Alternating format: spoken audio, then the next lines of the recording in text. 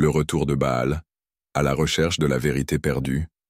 Cet audiolivre est basé sur les expériences réelles de Bert Spoon, un être humain extraordinaire dont les voyages et les découvertes nous plongent dans un monde rempli de mystères et de révélations.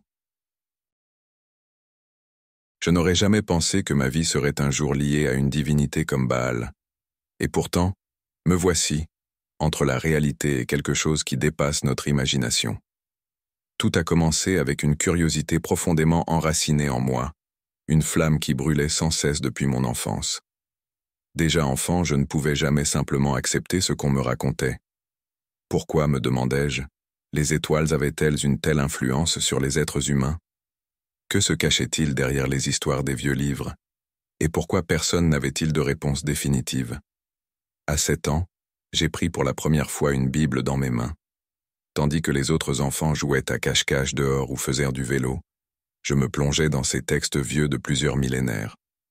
Le langage, le mystère, les contradictions, tout cela m'attirait irrésistiblement.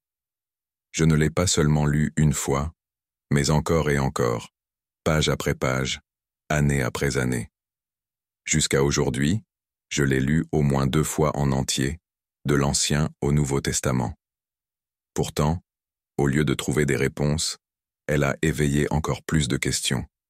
Une scène me reste particulièrement en mémoire. C'était un jour gris d'automne, et j'étais seul dans ma chambre, tandis que la pluie battait contre la fenêtre. Dans ma main, je tenais la Bible, et je fixais ces mots. Au commencement était la parole. Que signifiait cela? La parole était-elle un symbole, une énergie, une entité? Mon cœur battait la chamade. Il devait y avoir plus, pensais-je, plus que ce qui était écrit dans ces pages. Ces questions brûlantes ne me quittaient jamais. Elles m'attiraient vers le monde extérieur, toujours plus loin. Lire des livres ou écouter des histoires ne suffisait pas. Je voulais voir ces lieux par moi-même, les sentir, les comprendre. Mon premier pas décisif m'a conduit au Mexique, à Teotihuacan. Un hasard, semblait-il, ou peut-être une intuition qui me guidait. La première vision des pyramides du Soleil et de la Lune était bouleversante. L'air était chaud et sec, un léger vent soulevait la poussière dorée et fine de la terre, qui se posait comme un voile sur le paysage. Les imposantes pyramides s'élevaient, tels des témoins gigantesques d'un temps depuis longtemps oublié, au-dessus de la plaine. Les rues étaient bordées de cactus calcinés et de buissons épineux bas, dont les ombres dessinaient de longues lignes sur le sol, sous la lumière du soleil de l'après-midi. En descendant l'avenue des Morts, je ressentis un silence, pas un silence désagréable ou vide, mais un silence qui portait en lui quelque chose de prometteur. Chaque pas semblait être absorbé par la terre et transmis quelque part, ailleurs. C'était comme si la terre elle-même écoutait. Le soir, je suis retourné dans ma petite auberge, mais je ne pouvais pas dormir. C'était comme si les pyramides m'appelaient. Leur image s'était gravée dans mon esprit. Alors, je pris une décision audacieuse. J'y retournerai, seul, sans touristes, sans bruit. J'ai attendu que la nuit tombe, et après 20 heures, je me suis arrangé pour rester enfermé sur le site. L'obscurité s'était abattue sur le paysage comme un manteau noir. La lune, presque pleine, brillait haut dans le ciel, inondant les pyramides d'une lumière argentée. L'air était frais, et j'entendais le murmure du vent qui glissait à travers les herbes et les fissures des anciennes pierres. En montant les marches abruptes de la pyramide de la Lune, je ressentais un mélange de révérence et d'excitation. À mi-chemin, je m'assis et laissai mon regard suivre l'avenue des Morts. Elle semblait infinie sous la lumière de la Lune, comme un fleuve argenté qui s'étirait vers l'éternité. Le silence était palpable, comme un être vivant qui m'entourait. Ma respiration était calme, mais mon cœur battait vite. Puis, soudain, ce calme fut brisé par un bruit. C'était un cliquetis, d'abord léger, puis plus fort. Je me retournai et vis un serpent émerger d'un tas de pierres. Le crotale n'était pas un serpent ordinaire. Il était immense, bien 3 mètres de long, et ses écailles luisaient sous la lumière de la lune comme du métal poli. Ses yeux brillaient comme des perles noires. Mon cœur manqua un battement, mais étrangement, je n'avais pas peur. Il se redressa devant moi, laissant tomber son hochet, qui résonna comme une cloche, émettant un appel ancien. Lentement, il s'enroula autour de mon bras, puis disparut à nouveau dans le tas de pierres. Je restai immobile pendant longtemps, tandis que le vent murmurait doucement dans la nuit. Quelque chose s'était passé, mais quoi? Était-ce un signe? Ou seulement une coïncidence? Plus tard, à l'hôtel, des archéologues me parlèrent de la légende de la pierre parlante. Si la pierre émettait un son, croyant les Indios, cela était un signe des dieux. De telles expériences me conduisirent d'un lieu à l'autre. Des majestueuses pyramides de Téotihuacan aux brumes flottantes de Machu Picchu, des temples d'Olympie en Grèce aux hauteurs du Popocatépetl, du mont Moïse sur la péninsule du Sinaï et bien d'autres sites mystiques. À chaque endroit, la nature semblait être un compagnon silencieux, une toile de fond qui renforçait encore le mystère. Ce voyage était bien plus qu'une quête de savoir. C'était une quête d'une vérité plus ancienne que n'importe quelle civilisation, une vérité enfouie profondément dans les racines de la terre. Et au fond de moi, je savais, ce n'était que le début. Mon dernier voyage me mena en Égypte, au cœur d'un monde qui, depuis des millénaires, garde ses mystères. C'était l'appel de la grande pyramide de Gizeh qui m'attirait, une impulsion intérieure à laquelle je ne pouvais pas résister. Le vol de Francfort au Caire était différent de tous les autres. Pendant que nous volions au-dessus des nuages, je discutais avec le pilote. Un homme d'âge moyen aux yeux perçants et à l'aura calme, presque stoïque. Cela commença par un commentaire banal sur la météo, mais bientôt, il me raconta les choses inexplicables qu'il avait vécues pendant ses vols. Des objets volants non identifiés, dit-il, qui ne viennent pas de ce monde. Sa voix était basse, presque empreinte de révérence, comme s'il ne parlait pas seulement d'avions, mais de mystères qu'il ne pouvait pas comprendre. Curieux, je demandai s'il était possible de survoler le plateau de Gizeh. Normalement, cela était interdit, mais à ma grande surprise, il acquiesça. « Je vois que ce lieu vous attire, » dit-il. « Nous ferons une exception. » Je pus profiter de la vue depuis la cabine du pilote, et ce que je vis me coupa le souffle. Les pyramides de Gizeh, encadrées par le sable doré du désert, apparurent sous nous comme des îles dans une mer de poussière et de temps. L'horizon incandescent du désert se fondait dans le bleu limpide du ciel, et je me sentis témoin de quelque chose d'éternel. Mon cœur battait fort, et je ne pouvais détourner les yeux. C'était comme si les pyramides elles-mêmes m'appelaient, une attraction muette mais irrésistible qui résonnait dans ma poitrine. Avant d'atteindre Gizeh, mon chemin me mena au mont Sinaï. L'ascension fut ardue, mais la vue depuis le sommet en valait la peine. Au-dessus de moi, des millions d'étoiles formaient une voûte scintillante de lumière, et en dessous, les vallées arides et escarpées du désert s'étendaient à perte de vue. Le vent était frais et portait avec lui l'odeur du sable sec et des pierres millénaires. Je passai plusieurs jours dans le désert, seul avec mes pensées. Le silence y était absolu, aucun bruit, aucune distraction, seulement le léger crissement du sable sous mes pas et le murmure du vent dans les ravins.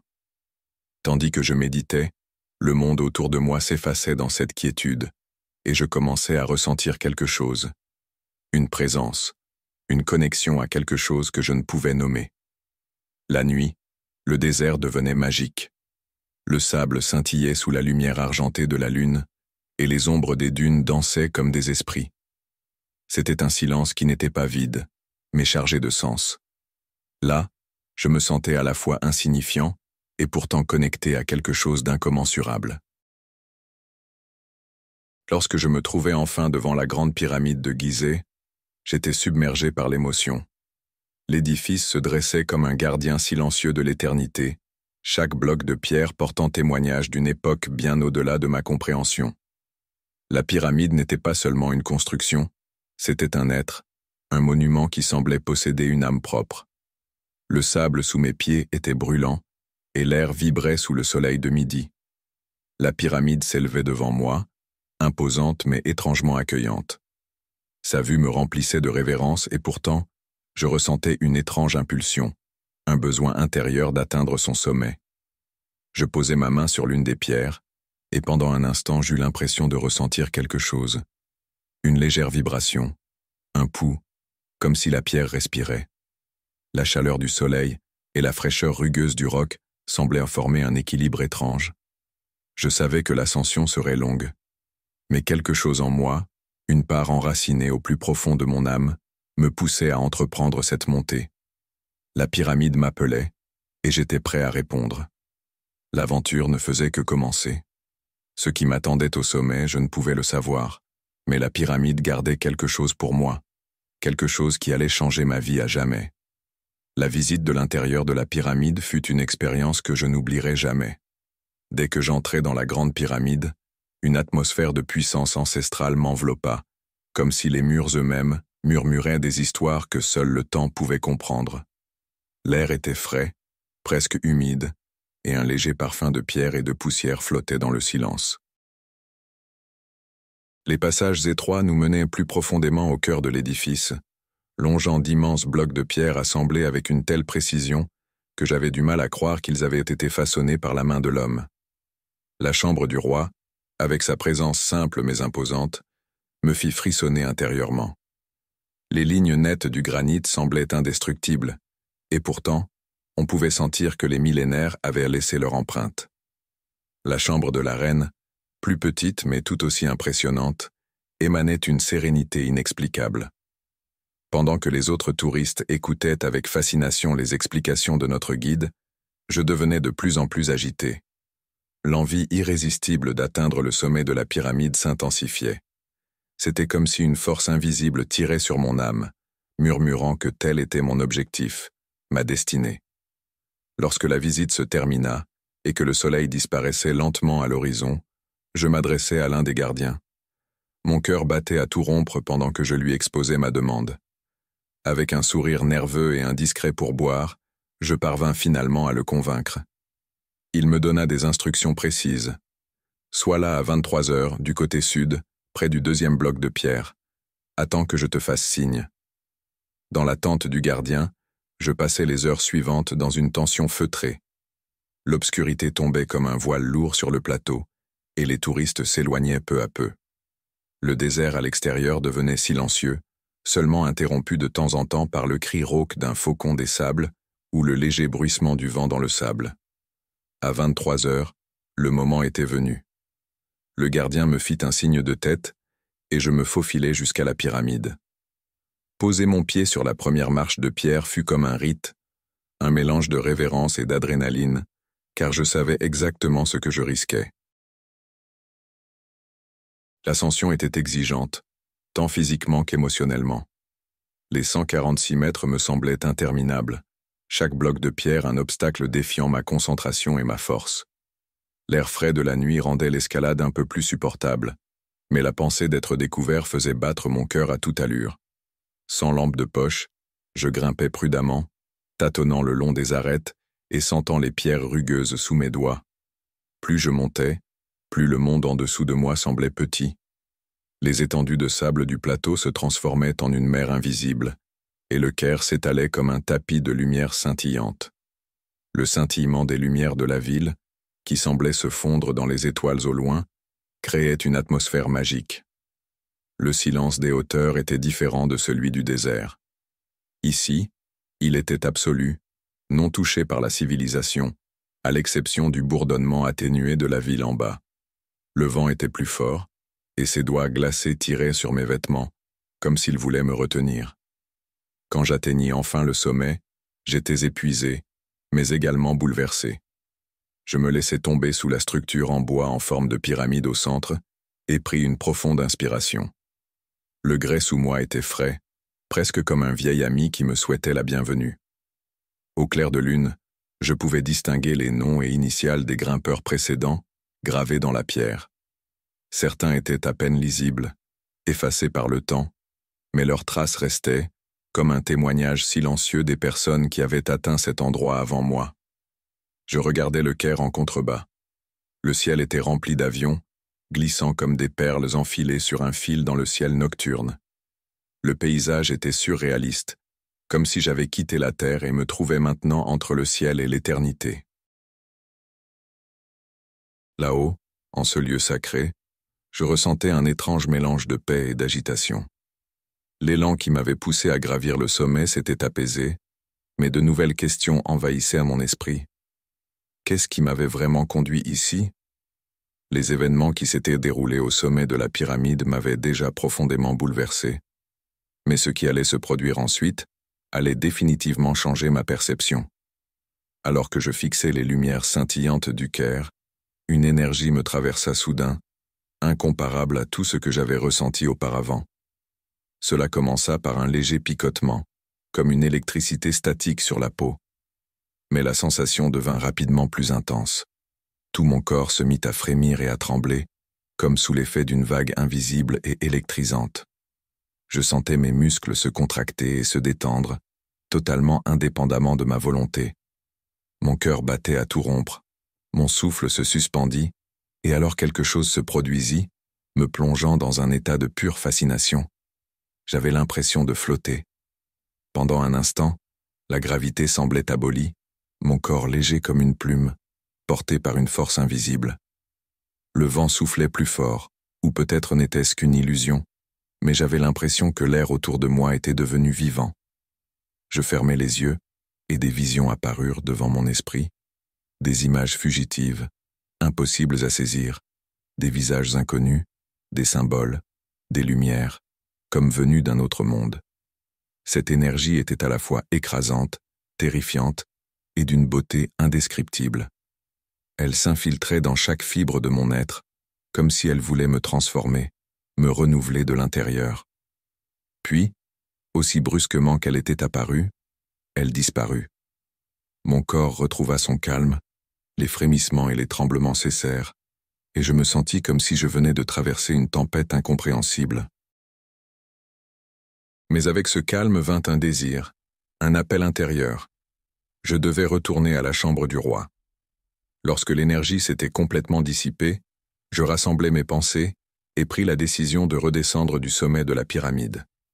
Cependant, je savais que la descente serait bien plus dangereuse que l'ascension. Les marches, à peine visibles dans l'obscurité, exigeaient toute ma concentration.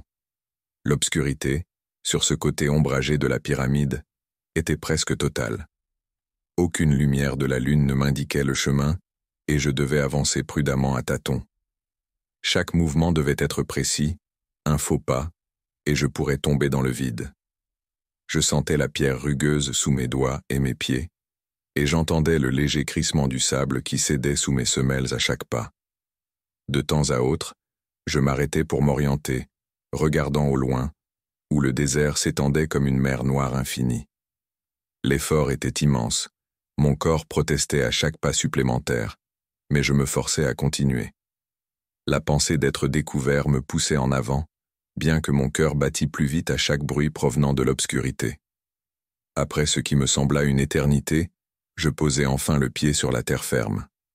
Le soulagement était indescriptible, et je me laissai tomber un instant contre la pierre fraîche de la pyramide pour respirer profondément. Les deux gardiens m'attendaient en bas.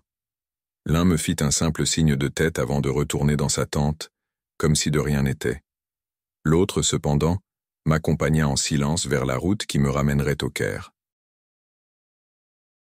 La nuit dans le désert était différente de ce à quoi je m'attendais. Elle était calme mais pas dépourvue de vie.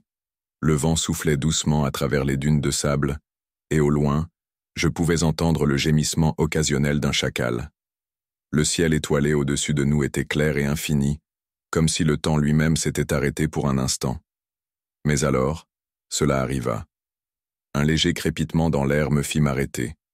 Cela ressemblait au bruit de décharges électriques, mais en bien plus fort, plus puissant. Lorsque je levai les yeux, je vécus quelque chose que je n'aurais jamais cru possible.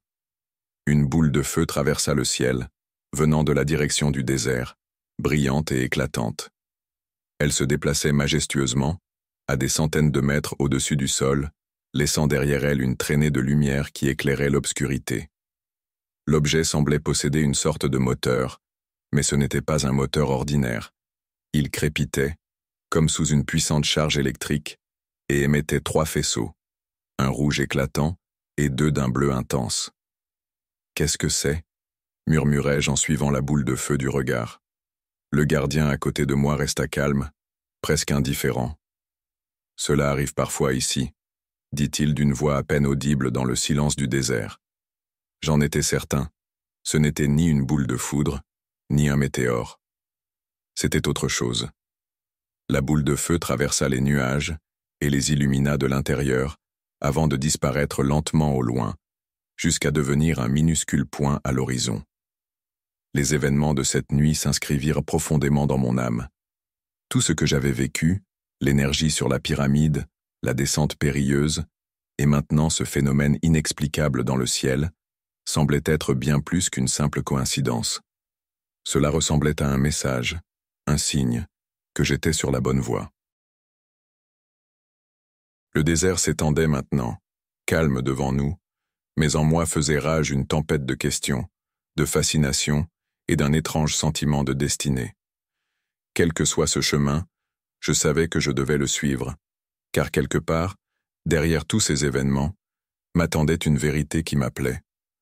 Le lendemain, le soleil d'Égypte était implacable lorsque je pénétrais à nouveau sur le plateau de Gizeh. De loin déjà, la grande pyramide scintillait sous l'éclat intense de la chaleur de midi, comme si elle voulait afficher encore davantage sa majesté et ses mystères. Un frisson me parcourut à chaque pas qui me rapprochait d'elle. Je savais que ce jour serait différent. Je pouvais le sentir. C'était en début d'après-midi que je m'adressais au supérieur des gardiens. Il était assis dans une zone ombragée près de la grande pyramide, une tasse de thé à la main, tandis qu'un ventilateur luttait désespérément contre la chaleur. D'une voix basse mais déterminée, je lui exposai ma requête. « Entrez seul dans la chambre du roi » répéta-t-il, incrédule, en secouant la tête. « C'est impossible. Même nous qui veillons sur la pyramide chaque jour, n'y entrons pas seuls. Surtout pas dans la chambre du roi. » Je vis son front se plisser profondément. Ce n'était pas seulement l'idée de transgresser des règles qui le préoccupaient, c'était un véritable respect, peut-être même une peur de cet endroit. Il me parla de bruits étranges, d'ombres qui glissaient parfois dans les couloirs sans origine apparente, et de la lourdeur presque palpable qui imprégnait la chambre. Mais je ne lâchai pas prise. Avec insistance, mais aussi avec respect, je lui expliquai pourquoi cela était si important pour moi. Je lui parlais d'intuition profonde, d'un appel que je devais suivre. Finalement, il céda.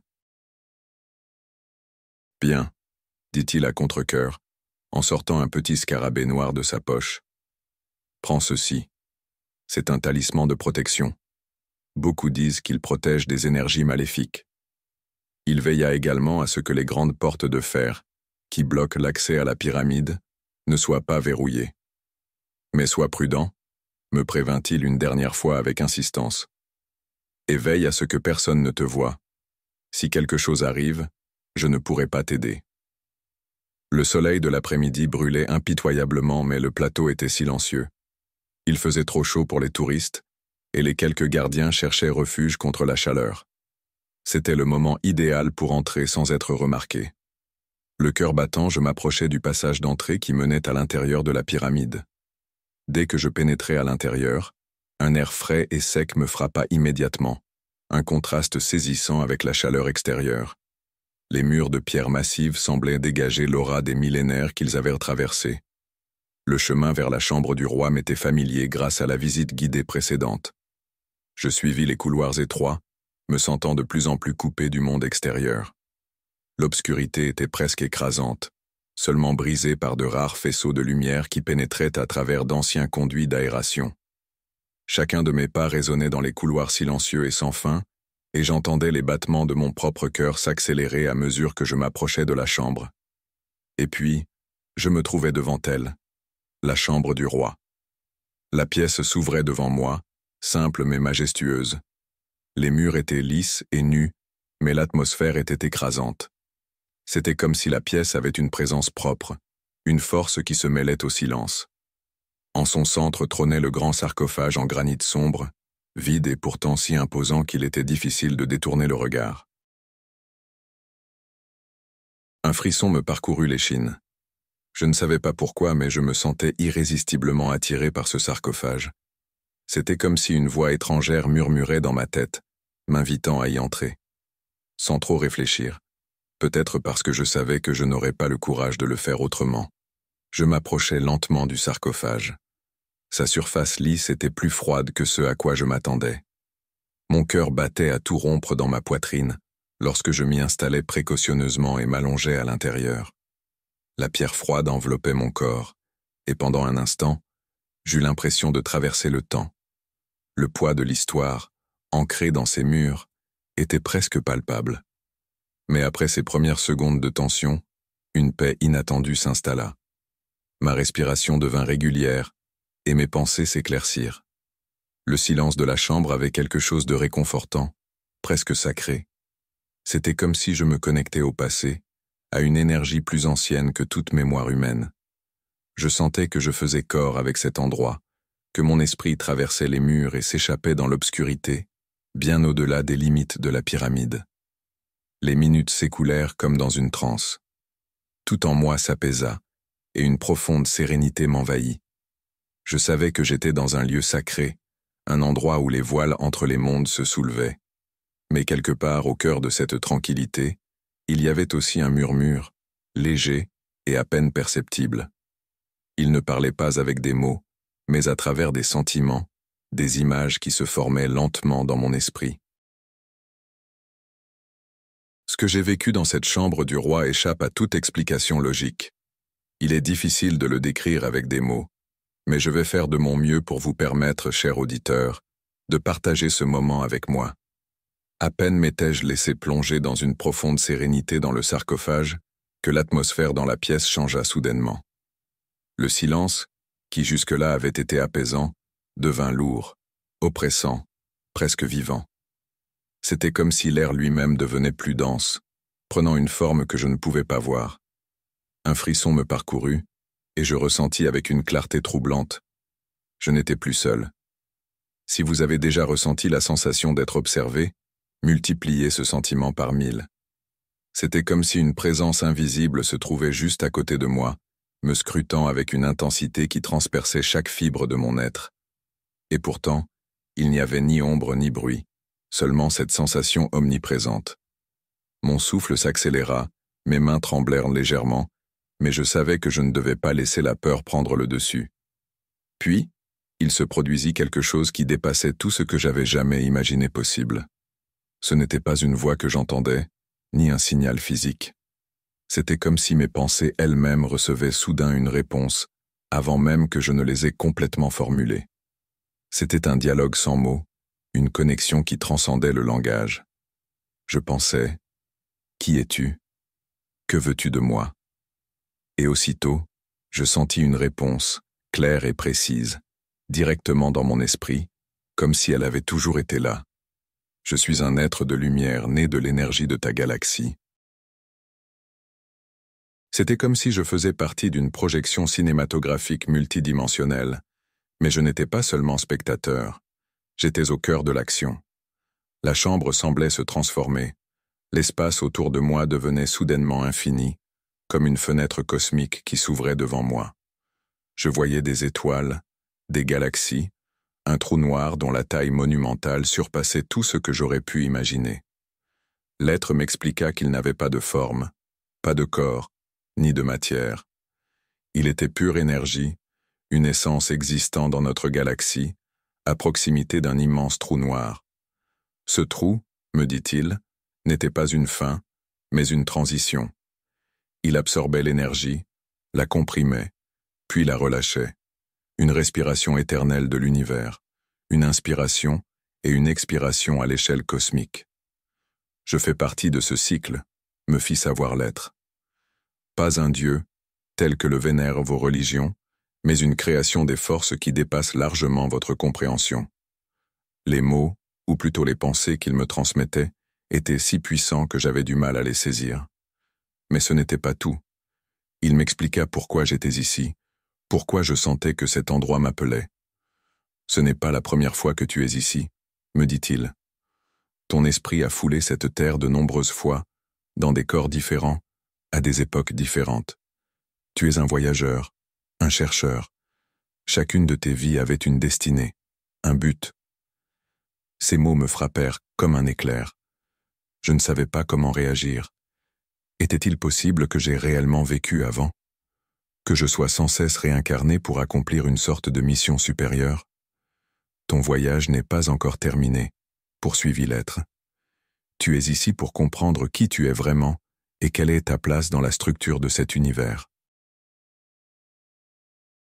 L'être me fit comprendre qu'il ne pouvait me montrer qu'une infime portion de la vérité, juste assez pour que je comprenne mon prochain pas, mais pas suffisamment pour que cela dépasse mon imagination humaine. Ce que tu appelles le Créateur, expliqua-t-il, est une force qui imprègne tout. Les pensées créent des mondes. Le Créateur de cet univers façonne tout à partir de pure imagination. Mais toi aussi, tu portes une étincelle de ce pouvoir créateur en toi. Lorsque l'être me révéla qui j'avais été autrefois, c'était comme si une porte s'ouvrait sur des millénaires d'histoire qui étaient restées solidement fermées. Baal, tel était mon nom d'autrefois. Ce nom résonna dans mon esprit comme un écho qui pénétrait de plus en plus profondément en moi. L'être m'expliqua que je venais autrefois d'une planète dans un système binaire, à environ 7000 années-lumière de la Terre. Rien que cette idée fit vaciller mon esprit. Une autre planète, si lointaine, et pourtant un lieu qui était lié à moi. J'y avais été manifesté, dit-il, une existence d'énergie qui avait trouvé son chemin jusqu'ici, il y a 12 500 ans. À l'époque, j'étais Béal. Le nom me semblait familier, et pourtant, il portait une lourdeur étrange. Je demandais, pourquoi suis-je venu ici à cette époque? La réponse arriva instantanément. Tu étais un pionnier, un précurseur.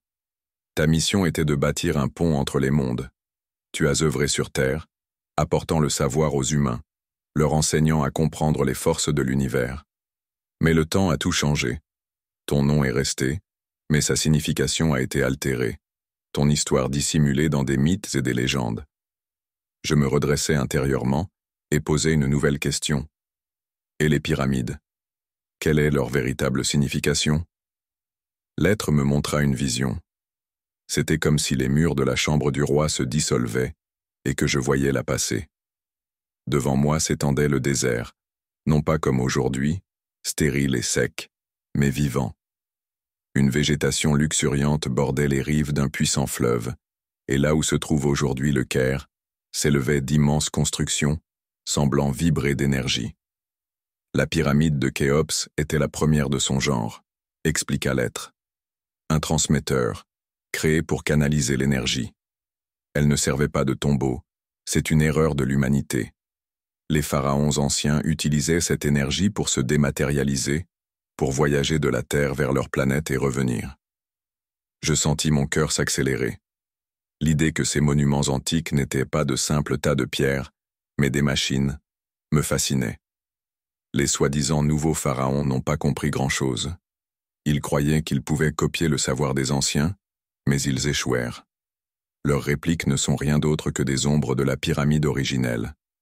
Le véritable savoir s'est perdu avec les anciens lorsqu'ils quittèrent la Terre. L'être expliqua davantage que même la construction des pyramides avait été mal comprise. Des technologies antigravitationnelles et des outils précis, qui défient la compréhension actuelle, avaient été utilisés. L'image des hommes tirant des pierres énormes sur des rampes n'était qu'une vision naïve. Cependant, quelque chose dans les mots de l'être me fit hésiter. Si la pyramide était un transmetteur, pourquoi ne fonctionne-t-elle plus aujourd'hui? Il semblait presque que l'être soupirait, bien qu'il n'eût pas de souffle physique. Les sources d'énergie se sont taries. L'humanité a perdu le savoir nécessaire pour les réactiver. Mais même si elle venait à le redécouvrir, les pyramides sont endommagées, leur résonance n'est plus complète. Je pensais aux innombrables touristes qui, comme moi, pénétraient dans la chambre du roi, aux scientifiques qui cherchaient des explications, et je demandais « Pourquoi me dis-tu tout cela? Que puis-je en faire ?»« Tu es prêt à comprendre, » répondit l'être. La plupart des gens ne le sont pas. Leur perception est limitée à ce qu'ils peuvent voir et toucher. Mais toi, tu ressens la vérité derrière les choses. Tu étais Béal, et l'héritage de ton existence antérieure est en toi. Je te donne ces informations parce que tu ne peux pas seulement les absorber, mais les comprendre. Une chaleur soudaine m'envahit. Ce n'était pas une chaleur physique, mais la sensation que quelque chose en moi s'éveillait, quelque chose d'ancien que je ne pouvais nommer. Ce que je te montre n'est qu'un fragment de la vérité, dit l'être. Tu ne peux pas encore tout saisir, mais tu te souviendras. Pas à pas, le puzzle se reconstituera. Et un jour, tu comprendras pourquoi tu es ici, maintenant, à cette époque.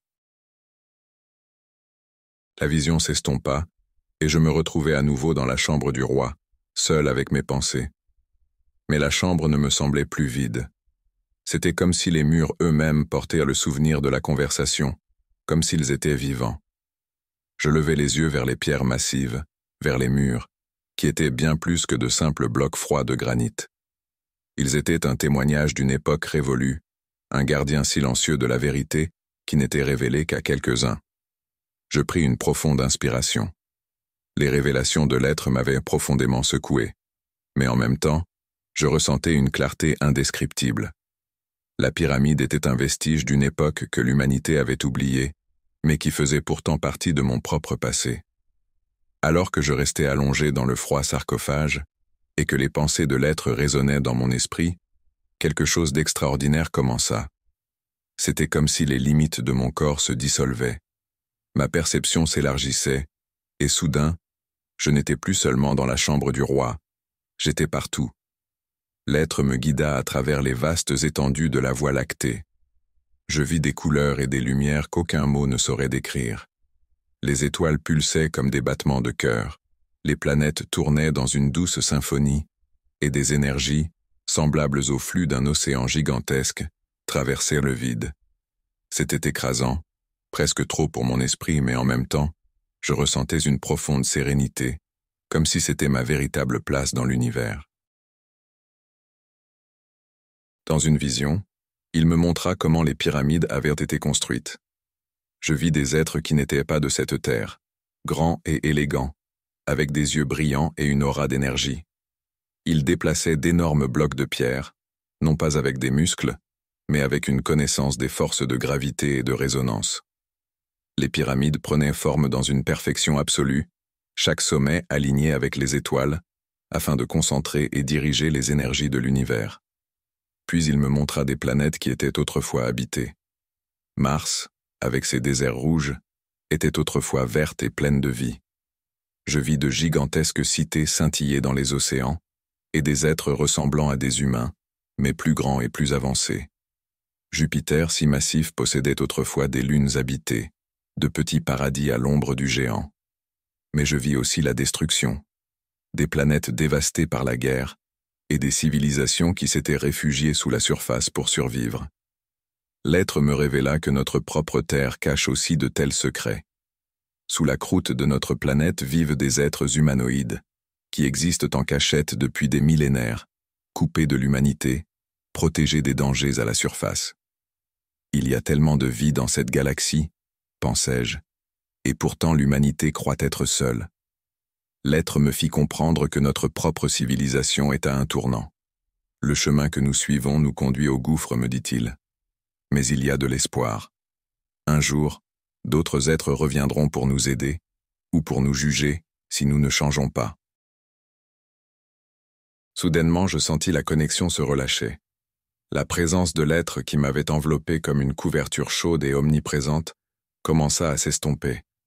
Mais je sentis comment il se détachait de moi, doucement mais fermement. Une dernière pensée résonna en moi. Tout a son temps. Tu comprendras quand le moment sera venu. Soudainement, il fit silence. La chambre du roi était de nouveau sombre et froide, et je me trouvais seul dans le sarcophage. J'ouvris lentement les yeux et regardai le plafond. Le silence était assourdissant, mais en moi, je ressentais une inexplicable sensation de soulagement. Je me levai, mes jambes étaient chancelantes, comme si je venais de poser le pied sur un sol ferme après un long voyage. Une profonde inspiration remplit mes poumons, et je ressentis une joie indescriptible, mêlée de gratitude. Lentement, je sortis du sarcophage et commençai à emprunter le chemin du retour à travers la grande galerie. Les murs massifs de pierre semblaient maintenant différents, plus oppressants, mais vivants, comme s'ils étaient témoins de ce que j'avais vécu. Chaque pas était prudent, presque respectueux. Lorsque je franchis enfin la sortie, l'air chaud du désert égyptien me frappa. Le gardien qui avait laissé la porte ouverte pour moi m'attendait au loin. Son visage était sérieux, mais je pouvais déceler un léger air de curiosité en m'approchant de lui. Je le remerciai doucement, sachant qu'il ne pourrait jamais imaginer ce que je venais de vivre. Le monde semblait différent, plus vivant, rempli de mystères que je pouvais désormais comprendre, du moins une petite partie d'entre eux. Je jetai un dernier regard en arrière vers la pyramide, son sommet scintillant sous la lumière du soleil de l'après-midi. Dans mon cœur, je savais que ce n'était que le début. Un chemin s'était ouvert pour moi, et rien ne serait plus jamais comme avant. Chers auditeurs, voici la fin de mon voyage, du moins de ce voyage qui m'a conduit vers des lieux pleins de mystères, d'histoires et de révélations inconcevables. Tout ce que j'ai vécu m'a transformé, élargi ma perspective et m'a rempli d'une connaissance que j'ai du mal à comprendre moi-même. Mais ce que je sais avec certitude, ce voyage n'était pas seulement un chemin à travers des pays lointains et des pyramides, mais aussi un voyage intérieur. Peut-être, je pense, y a-t-il un tel voyage pour chacun de nous.